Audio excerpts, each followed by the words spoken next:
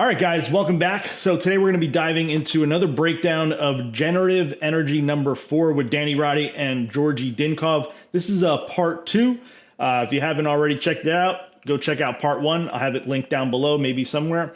But today we're going to be talking about different topics from that podcast. And remember, this is kind of like a breakdown to dive deeper into their podcast, specifically looking at different topics in their podcast. So not every single topic, just interesting ones to me, and I feel like maybe to others. So we're going to be talking about the important topics such as how your liver plays a huge role in thyroid function and why PUFA metabolites are driving inflammation, heart failure, and even diabetes, and what you can actually do to focus on for fat loss and metabolism. And hint, it's not about burning fat. Plus, we'll also clear up some common myths like whether eating a low-fat diet really makes your body release stored PUFA. So stick around and let's get right into it. So the first thing we're going to be talking about today is how inhibiting liver function can cause T4 buildup and reverse T3 issues. So let's get into it. If you ever felt sluggish, cold, or just off despite having normal thyroid levels, there's something most people, even doctors, aren't even talking about.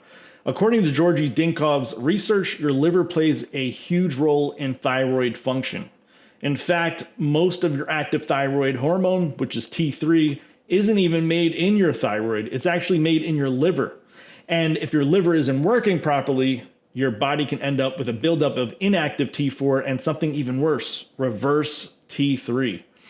So let's break it down. What's happening in your body? Your thyroid gland mainly produces T4, so thyroxine, which is like the storage form of thyroid hormone. But T4 itself doesn't do much. It has to be converted into T3, the active form that actually boosts metabolism, keeping energy levels up and helps you feel good.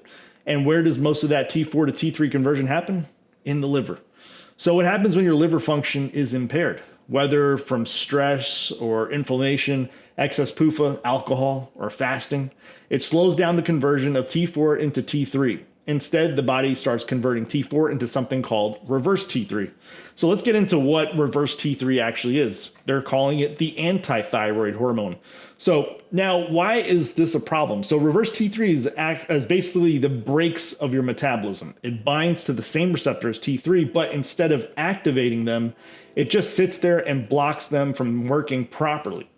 So even if you have normal T4 levels on the lab tests, your body could actually be in a low energy hypothyroid state because too much of it is actually being converted into reverse T3 rather than T3.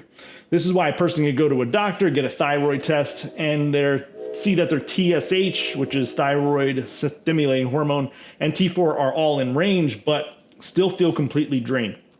Their body isn't converting thyroid hormones properly, and the doctor isn't even checking for reverse T3. So here's Georgi's explanation on why PUFA and stress wreck this whole process. So one of the biggest culprits behind this dysfunction is PUFA. We all know what that is, polyunsaturated fats in vegetable oils, canola oils, and all those oils you want to stay away from. Studies show that PUFA can actually inhibit liver function and directly suppress thyroid conversion. Add in the chronic stress, fasting, or even high amounts of certain amino acids like tryptophan and cysteine, and you've got a perfect storm for sluggish metabolism. Georgi mentioned in the podcast that anytime you suppress liver function, whether from diet, stress, or even medications, you increase the chance of T4 building up and converting into reverse T3 instead of T3. This is why fasting can make people feel awful after a while. It's suppressing the liver's ability to activate thyroid hormone. And of course, you do need carbs, proper glucose levels for that whole process to even happen. So what's the key takeaway here? So support your liver. Your thyroid is only as good as your liver's ability to convert T4 into T3. And here is what you can do right now. Avoid PUFA, cut out seed oils and processed foods that impair liver function. Eat more carbs. Georgi emphasizes that glucose supports the liver and helps thyroid hormone conversion. Support metabolism. Things like aspirin, vitamin E, and niacinamide can help keep PUFA from damaging the liver. Check your reverse T3 levels, and if you feel hypothyroid but your doctor only tested TSH and T4, ask for a reverse T3 test to get the full picture. So, bottom line is, if your liver isn't functioning well, it doesn't matter how much T4 your thyroid produces, it's not going to get converted into usable T3. If you're feeling slow, cold, or gaining weight despite a normal thyroid test, your liver function might be the missing piece. All right, so in the next section, we're going to be diving into how PUFA metabolites drive inflammation, heart failure, and even diabetes. So let's move on to that. All right, we got a big, long, deep dive to go into how PUFA metabolites contribute to heart failure and diabetes. This is an interesting topic. And sorry if I'm talking too fast. I'm back from the gym, so I'm kind of amped up and still have like a little bit of energy. All right, let's get into it. So you've probably heard that seed oils and PUFA, polyunsaturated fats, are bad for you, but do you actually know why? It's not just about weight gain or inflammation. PUFA and their metabolites are directly linked to heart failure and diabetes, two of the biggest health crises in the world today. And the scary part, these fats don't just sit there. They actually get converted into toxic inflammatory chemicals inside your body. What's actually happening? So here's the deal. When you eat PUFA-rich foods like vegetable oils, nuts, or fatty fish, these fats don't just pass through your body. Instead, they get stored in your tissues and become part of your cells. But when your body starts breaking them down for energy, things get messy. Unlike saturated fats, which are stable, PUFA are highly unstable. When they're metabolized, they turn into toxic byproducts like arachidonic acid, which feeds into the inflammatory pathways. This means that more PUFA you eat, the more inflammation your body has to deal with. And this is exactly where heart failure and diabetes come into play. So heart failure and the 12 by 15 LOX enzyme, what Georgi explained. So Georgi pointed out a huge study that found a specific enzyme, the 12-15 LOX lipooxygenase, that plays a key role in heart failure. This enzyme takes PUFA metabolites like arachidonic acid and converts them into inflammatory chemicals called leukotrienes and prostaglandins. These chemicals damage heart tissue, leading to fibrosis, heart failure, and eventually death. The craziest part is that the study found that if you block this enzyme, you can completely eliminate the lethality of heart failure. Even more interesting, many cases of heart failure were actually reversed. The only interesting thing that just comes to my mind here is that I know constantly hear like, oh, you know, your muscle uses glucose. At rest, they use fat stores for energy. And your heart specifically, I believe, only uses fat sources for energy. So that just another interesting part. Like if you have seed oils stored in your body and they are toxic and your heart has to use only fats, and that's the only fats that you have in your body, then I could see where that could be a problem. I don't know. I'm not an expert here, just thinking out loud here. All right, so let's get to the next section. So in endotoxin and PUFA, that's a deadly combo. But it gets worse. PUFA on their own are bad, but when it's combined with endotoxin, which comes from bad gut bacteria, they become even more inflammatory. Georgi mentioned that endotoxin is actually one of the strongest activators of the COX and LOX enzymes. In simple terms, if you have a high PUFA diet and a gut full of bad bacteria, your body is constantly pumping out inflammation, damaging the heart and setting you up for disease. So let's get on to PUFA and diabetes, the 2-amino adipic acid connection. Okay, so we know PUFA contributes to heart failure, but what about diabetes? Well, another study found that PUFA metabolism increases levels of the chemical called 2-amino adipic acid. The metabolite is so tightly linked to diabetes that researchers are now using it as an official biomarker for this specific disease. That means doctors can actually predict who's going to develop diabetes just by measuring how much of this metabolite is actually in their blood. And if that wasn't bad enough, diabetes isn't just a blood sugar problem. It's an energy problem. When PUFA dominates your metabolism, they disrupt how your body uses glucose, leading to insulin resistance, metabolic dysfunction, and eventually full-blown diabetes. There's a section here where I guess Georgie might have talked about something with the United Nations, so let's just get into that. So if you think diabetes is just a personal issue, think again. The United Nations recently classified diabetes as a #1 global health crisis, bigger than heart disease, bigger than cancer. And what do we see everywhere? PUFA-filled processed foods. Coincidence? I don't think so. All right, so some of Georgie's key takeaways on how to protect yourself. So if you are if PUFA are that dangerous, what can you actually do about it? So eliminate PUFA from your diet. Simple enough, right? Avoid seed oils, nuts, fatty fish, and processed foods. And reduce endotoxin exposure. Eat foods that support gut health, like raw carrots, bamboo shoots, and activated charcoal. After I'm done with this, I'm actually going to be making a raw carrot salad, little olive oil and apple cider vinegar. Really good. Been doing that for like a past week now. I've been feeling good. All right, so we'll use metabolism supporting supplements like vitamin E, niacinamide, and aspirin that can help mitigate PUFA damage. Eat more saturated fat and sugar. Yes, sugar, because it helps fuel your metabolism and protects against PUFA oxidation. All right, so let's sum it all up. PUFA aren't just a bad dietary choice. They're a biochemical nightmare, feeding inflammation, damaging the heart, and increasing their diabetes risk. Up next, we're talking about how niacinamide can block excessive fat breakdown, lipolysis, support your liver, and actually help with weight loss without the damage that comes from traditional fat burning approaches. So let's stick around and let's get to that breakdown next. All right, let's get into the next section. We have this one and one more after that. So we have how niacinamide supports fat metabolism and weight loss without damage. So if you've ever tried to lose weight, you've probably heard that you need to burn more fat, but here's the problem. Just because your body is burning fat, that doesn't mean that you're actually losing fat. In fact, pushing your body into excessive fat burning mode can actually backfire. According to Georgie, niacinamide, also known as vitamin B3, can help you lose fat while protecting your metabolism, instead of forcing your body into a stress state like traditional fat burning approaches do. So what exactly is lipolysis and why excessive fat burning is a problem? So let's break this down. Lipolysis is the process where your body releases stored fat into the bloodstream to be used for energy. That sounds pretty good, right? Well, not really. So too much lipolysis floods your system with free fatty acids, and that's where the problem starts. When free fatty acids constantly floating around, they actually compete with glucose for energy, slowing down your metabolism and leading to something called the Randle cycle, where your body gets stuck burning fat and can't properly use sugar. This is a huge problem because when your cells can't use sugar efficiently, your metabolism slows down, insulin resistance develops, and fat loss actually becomes harder in the long run. So what happens when you take niacinamide and you block excessive lipolysis?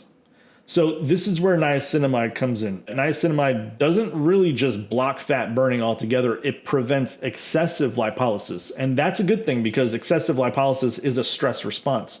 When your body is under stress, whether from fasting or over exercising or calorie restriction, it releases stress hormones like cortisol and adrenaline, which ramp up fat burning. But the problem is this doesn't just burn fat, it can also break down muscle tissue, slow your thyroid, and increase inflammation.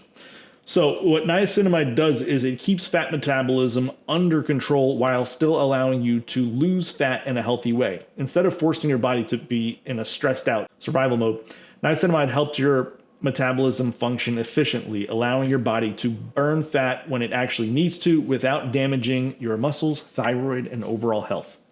So the key to sustainable fat loss isn't just about burning more fat. It's about increasing your metabolic rate.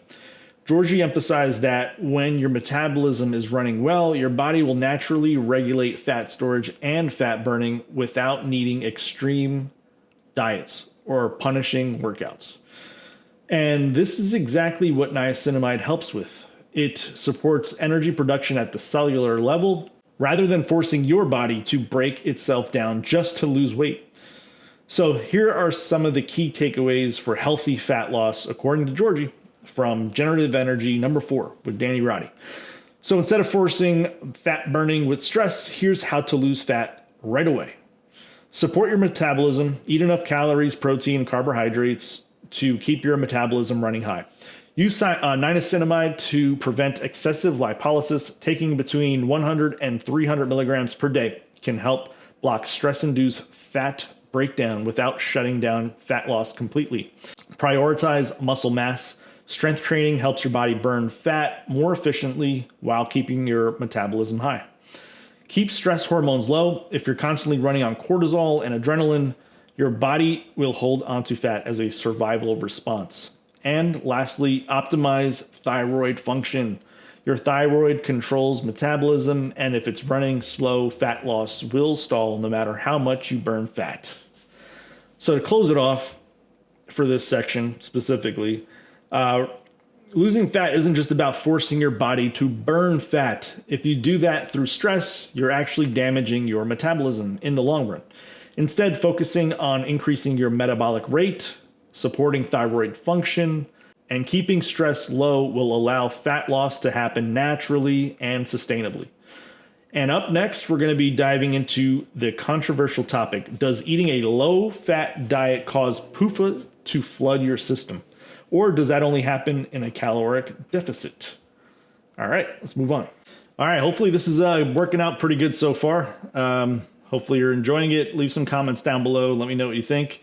All right, let's move on.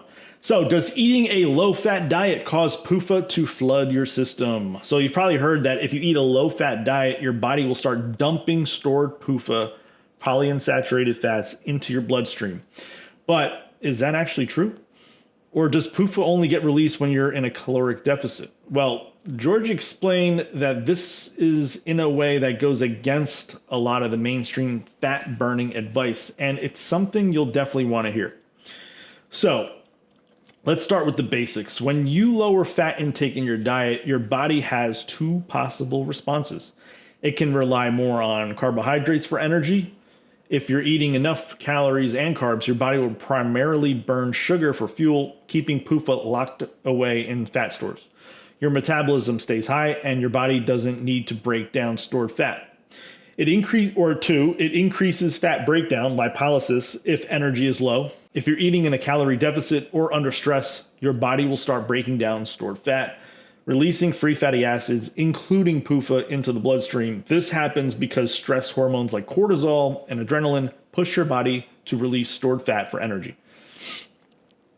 So low fat itself doesn't actually automatically cause PUFA release. So simply eating low fat makes your body flood with PUFA? Not necessarily. PUFA release happens when your body is in a stress state, not just because you lowered fat intake.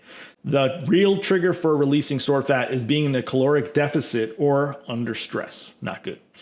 Think about it this way. If you lower your fat intake but keep your metabolism running strong with enough calories, protein, and carbs, your body doesn't need to break down fat stores. Instead, it will simply burn the carbohydrates you eat. But if you start restricting food too much, whether it's through fasting, keto, or intense exercise, your body will release all kinds of stored fat into the bloodstream, including PUFA. And back in 2021, I did keto for a few months and I lost like 20 pounds. I was like super skinny, but I realized I was working out a lot. We did also intermittent fasting. I did get pretty jacked, I guess, because I had like basically no body fat, like probably 11, 12%, whatever it was. But I was not strong. It's funny because then when I started doing repeat stuff, incorporating carbs, I didn't even work out and I was able to bench way more than what I was able to do when I was working out like 24/7 on keto. I don't think I'd ever go back to that, but let's move on. So when fat burning backfires, the role and stress of PUFA release. Now here's the problem. If you're constantly breaking down fat under stress and your fat stores are loaded with PUFA from years of consuming seed oils, that PUFA will flood into your bloodstream. And PUFA isn't just extra energy, it actually blocks metabolism, slows your thyroid function, and increases inflammation. That's why people who rapidly lose weight sometimes feel worse, not better. Their bodies are dumping all these stored inflammatory fats into circulation at once. The goal isn't just to burn fat, it's to burn the right kind of fuel in a way that supports your metabolism. All right, so let's get into how we could, rid fat from our body without flooding the system with PUFA. So we want to stay out of a prolonged calorie deficit. Gradual fat loss with a high metabolism approach is the more safer and less extreme in dieting.